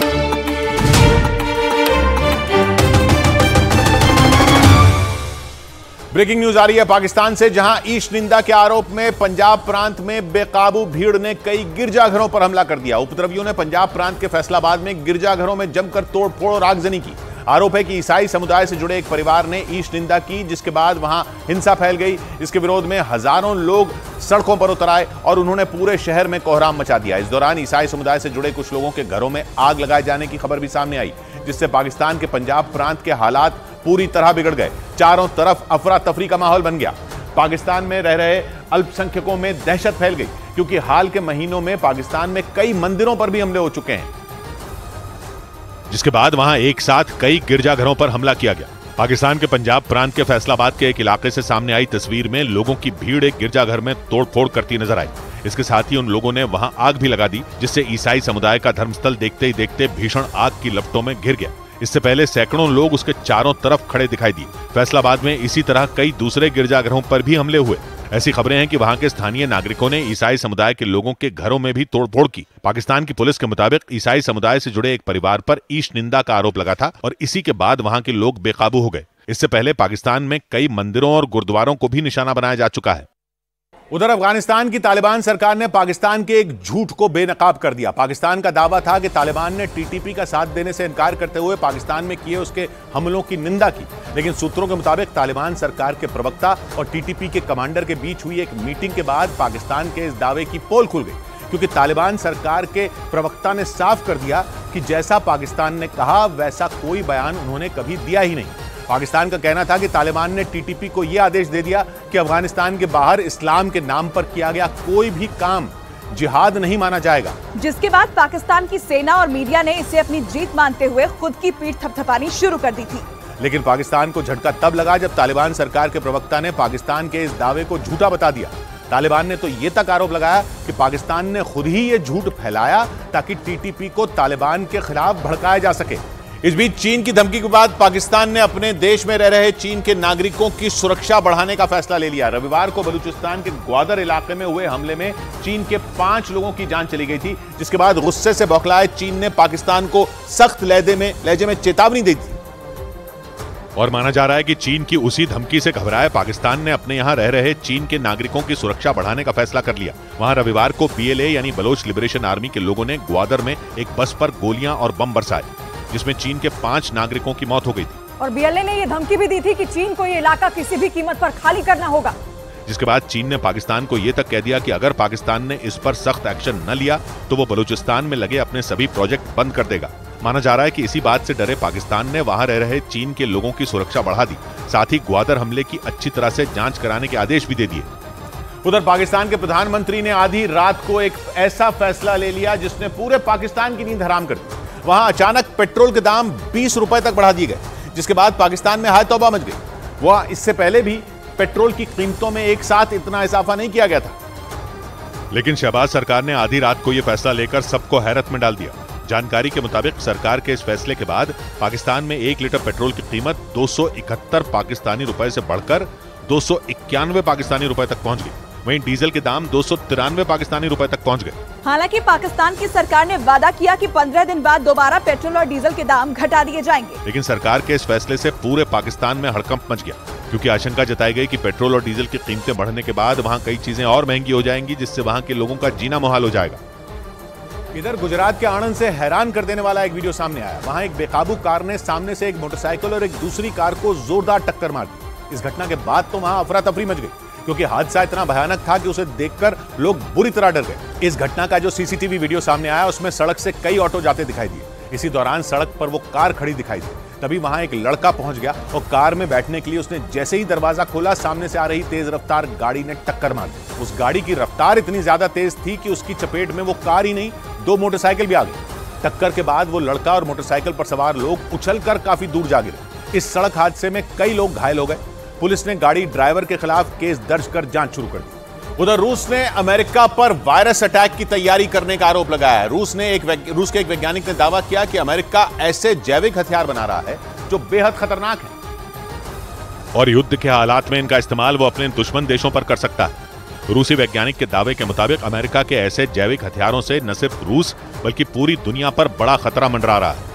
दावा किया गया कि अमेरिका ने पिछले महीने 21 जुलाई को नया वायरस रिसर्च प्रोग्राम लॉन्च किया, जिसका मकसद दुनिया भर में फैली खतरनाक बीमारियों पर रिसर्च करके उनके बारे में ज्यादा जानकारी इकट्ठा करना है। लेकिन रूस के वैज्ञानिक ने दावा किया कि इसी रिसर्च प्रोग्राम के तहत अमेरिका कुछ ऐसे जैविक हथियार बनाने में जुटा है जो उसके दुश्मन देशों में तबाही ला देंगे। रूस ने तो यहां तक आरोप लगा दिया कि अमेरिका ने इस तरह के कुछ जैविक हथियार 2019 में ही बना लिए थे। इस बीच यूक्रेन के पड़ोसी देश मोल्दोवा से रिश्ते बिगड़ने के बाद रूस के करीब 2 दर्जन राजनयिक वहां से वापस रूस चले गए। ऐसा इसलिए क्योंकि पिछले महीने यह खबर आई थी कि रूस मोल्दोवा में मौजूद अपने दूतावास से उसकी जासूसी कर रहा है। इस पर मोल्दोवा ने रूस को अपने दूतावास के स्टाफ में कटौती करने के लिए कह दिया था। उसी के बाद रूस के 22 राजनयिक मोल्दोवा से रूस लौट गए।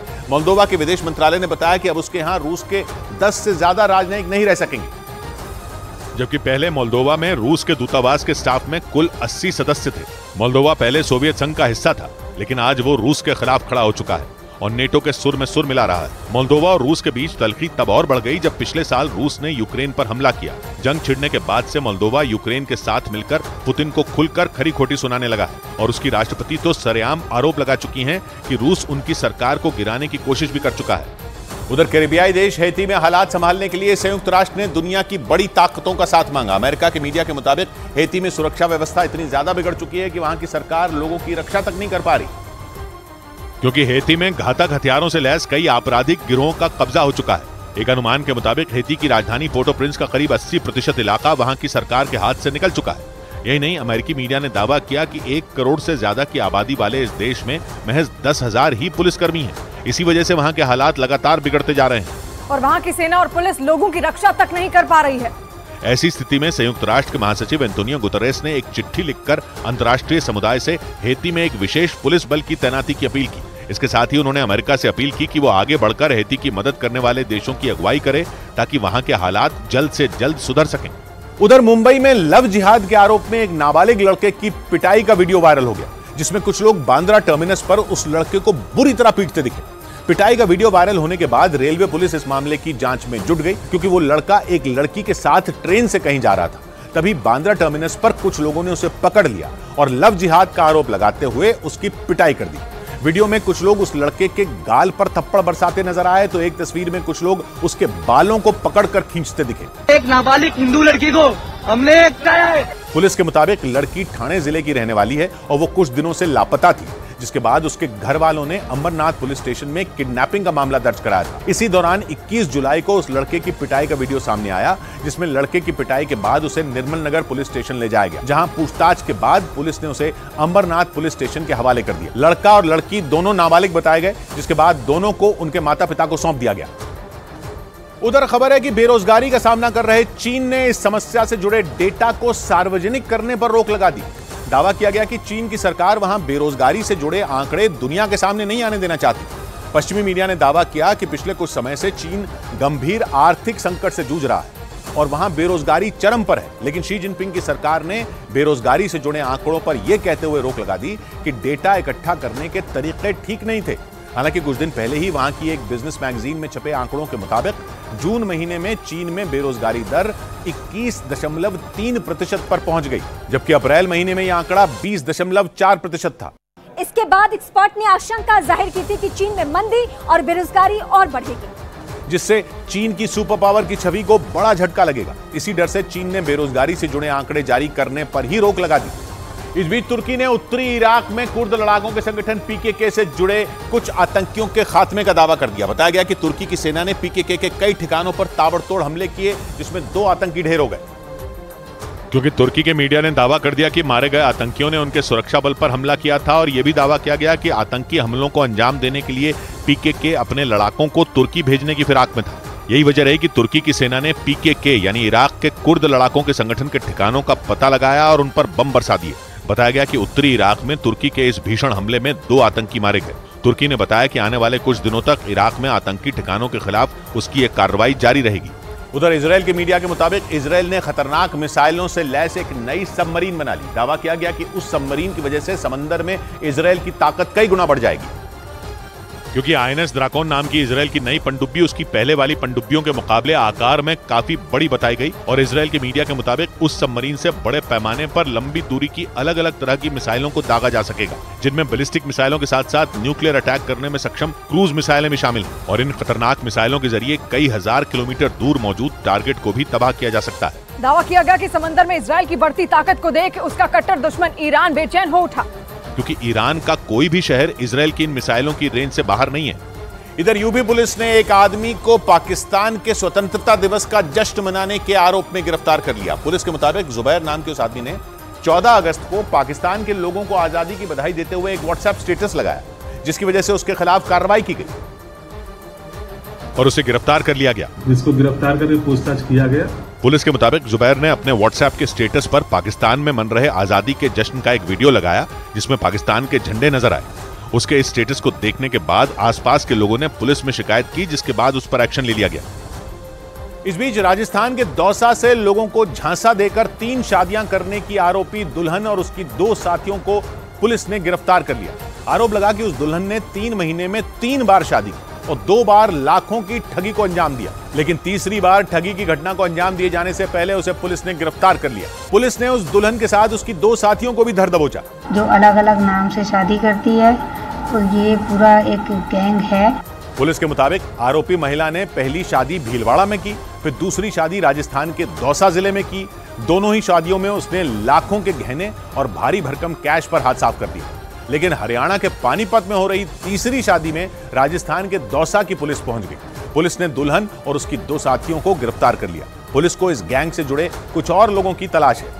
उधर अमेरिका के कैलिफोर्निया में एक जज पर अपनी पत्नी की हत्या का आरोप लगा। अमेरिकी मीडिया के मुताबिक कोर्ट में एक मामले पर हुई बहस से वो बेहद नाराज थे और कोर्ट से जाने के बाद भी उनका गुस्सा शांत नहीं हुआ। वहां की पुलिस के मुताबिक 3 अगस्त को यह घटना तब हुई जब कोर्ट में बहस के बाद जज जेफरी फर्गुसन अपनी पत्नी के साथ खाना खाने रेस्टोरेंट पहुंचे, जहां दोनों के बीच जमकर बहस हुई। अमेरिकी मीडिया के मुताबिक रेस्टोरेंट से घर आने के बाद भी जज जेफरी फर्ग्यूसन और उनकी पत्नी शेरिल फर्ग्यूसन के बीच में बहस होती रही। आरोप है कि इसी दौरान जज जेफरी ने अपनी पत्नी को गोली मार दी, जिससे उनकी मौत हो गई। पत्नी को गोली मारने के बाद खुद उन्होंने पुलिस को इसकी जानकारी दी और जब पुलिस उनके घर पहुंची तो वहां से बड़ी संख्या में हथियार और गोलियां मिली। बाद में पुलिस ने जज जेफरी फर्ग्यूसन को गिरफ्तार कर लिया। इस घटना के बाद जांच के दौरान ये बात सामने आई कि जज ने अपने कुछ साथियों को मैसेज भेजकर पत्नी की हत्या की जानकारी भी दी थी। हालांकि कोर्ट में उन्होंने पत्नी की हत्या की बात से इनकार कर दिया। इस बीच भारत के पड़ोसी देश म्यांमार में खदान धंसने से दर्दनाक हादसा हो गया, जिसमें 25 से ज्यादा लोगों की मौत हो गई, जबकि कई लोग लापता बताए गए। लेकिन हादसे के बाद वहां से आई तस्वीरों ने दिल दहला दिया। वहां से आए एक वीडियो में पानी में कई शव तैरते नजर आए। हादसे के बाद राहत और बचाव के काम में जुटी टीम ने 25 लोगों के शव बरामद किए, जबकि लापता लोगों की तलाश में गहरे पानी के बीच रेस्क्यू ऑपरेशन चलाया गया। मूसलाधार बारिश और बाढ़ की वजह से म्यांमार के कचिन प्रांत के बाहरी इलाके में यह खदान धंस गई, जिसके बाद वहां कोहराम मच गया। वहां के मीडिया के मुताबिक खराब मौसम की वजह से खदान में काम बंद कर दिया गया था। इसके बावजूद कुछ लोग कीचड़ में कीमती धातु तलाशने के लिए वहां इकट्ठा हुए थे। इसी दौरान वो खदान धंस गई, जिससे यह बड़ा हादसा हो गया। उधर ब्रिटेन के प्रधानमंत्री ऋषि सुनक ने वहां की कैम्ब्रिज यूनिवर्सिटी में हुई राम कथा में अपने संबोधन की शुरुआत जय सिया राम का जयकारा लगाकर की। ब्रिटेन की कैम्ब्रिज यूनिवर्सिटी में कथावाचक मोरारी बापू का राम कथा का कार्यक्रम हुआ, जिसमें वहां के प्रधानमंत्री ऋषि सुनक भी शामिल हुए। उन्होंने मोरारी बापू का सम्मान किया और अपने संबोधन की शुरुआत जय सिया राम का जयकारा लगाकर की। जय सिया राम।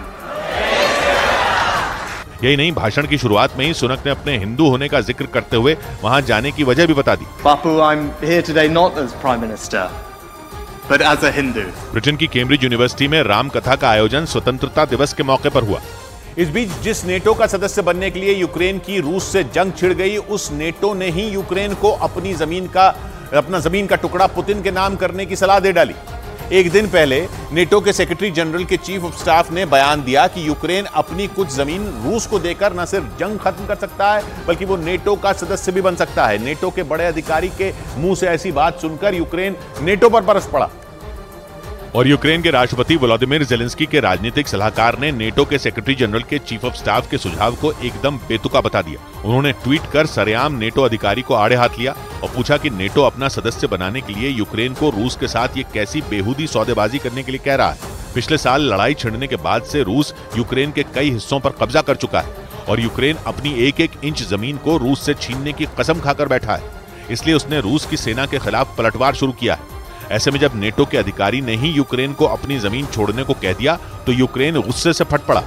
उधर यूक्रेन के मीडिया के मुताबिक उनके सैनिकों ने यूक्रेन के 2 शहरों पर हमले की साजिश को नाकाम कर दिया। आरोप है कि रूस की फौज ने यूक्रेन के ओडेसा और मिकोलाइव को दहलाने के इरादे से वहां रात के वक्त 13 ड्रोन भेजे, लेकिन यूक्रेन ने उन ड्रोन को टारगेट पर हिट करने से पहले ही हवा में तबाह करने का दावा किया। यूक्रेन की वायुसेना के मुताबिक रूस के कृष्णादर शहर से ओडेसा और मिकोलाइव पर ड्रोन लॉन्च किए गए, लेकिन दावा किया गया कि यूक्रेन की सेना इन हमलों को लेकर पहले ही अलर्ट थी। इसलिए यूक्रेन की सीमा में घुसते ही उन ड्रोन की निगरानी की गई और जैसे ही वो ओडेसा और मिकोलाइव की सरहद में दाखिल हुए, उन्हें एयर डिफेंस सिस्टम की मदद से मार गिराया गया। पिछले महीने ग्रेन डील से निकलने के बाद रूस लगातार यूक्रेन के ओडेसा में मौजूद अनाज गोदामों को निशाना बना रहा है और दावा किया गया कि इस हमले में भी रूस ने ओडेसा पर 11 ड्रोन छोड़े, लेकिन यूक्रेन ने उसके सभी ड्रोनों को तबाह करने का दावा किया। उधर रूस ने दावा किया कि यूक्रेन के पास हथियारों और सैनिकों की कमी हो गई। जंग की शुरुआत से ही कई पश्चिमी देश यूक्रेन को लगातार हथियारों की मदद भेज रहे हैं, लेकिन रूस के मुताबिक उसके बावजूद यूक्रेन की फौज के पास हथियारों की कमी हो गई। हालांकि रूस ने यह माना कि यूक्रेन के सैनिकों ने उसके कब्जे वाले इलाकों को छुड़ाने के लिए पूरी ताकत झोंक दी। बताया गया कि यूक्रेन सैनिकों और मिसाइलों की कमी से परेशान हो गया। रूस और यूक्रेन की फौज करीब 1.5 साल से एक दूसरे पर भीषण हमले कर रही है, लेकिन अभी तक जंग किसी नतीजे पर नहीं पहुंच सकी। यूक्रेन पश्चिमी देशों के हथियारों से रूसी सेना से मुकाबला कर रहा है, लेकिन अगर रूस के दावे में सच्चाई है तो आने वाले दिनों में यूक्रेन को भारी नुकसान उठाना पड़ सकता है।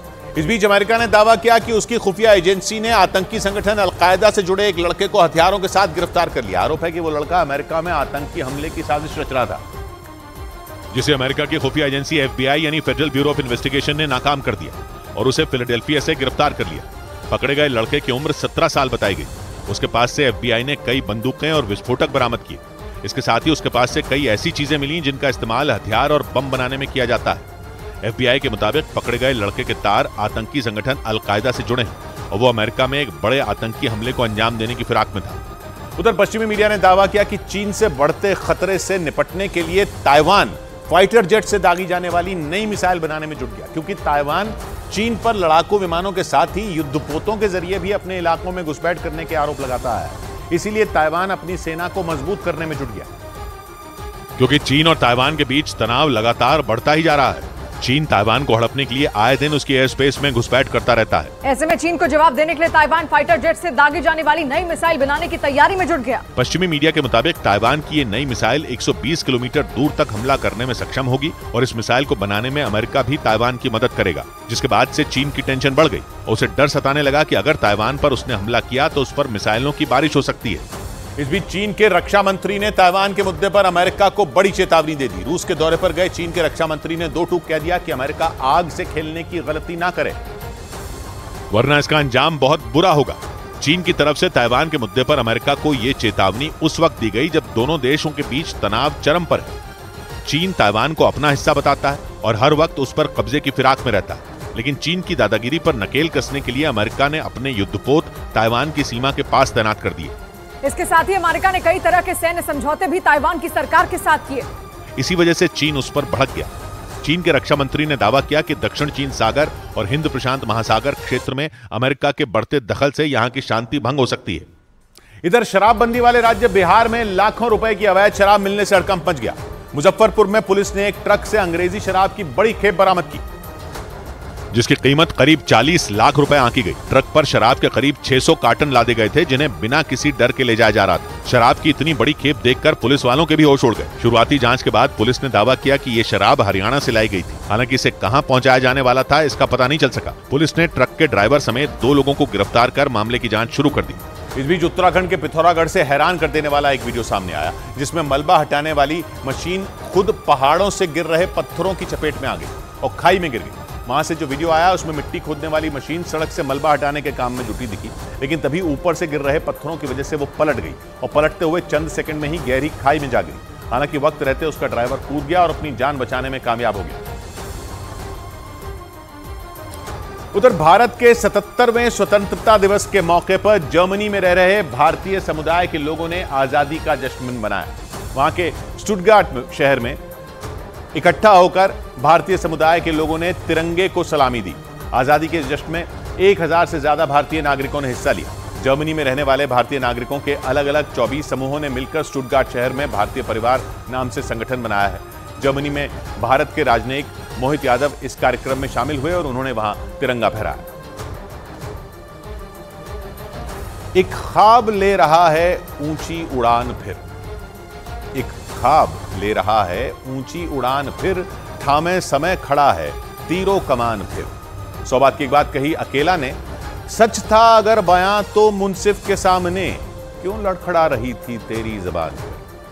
मिलते हैं कल, घड़ी जब इशारा करेगी 9 बजे रात का, वक्त फिर होगा 100 बात की एक बात।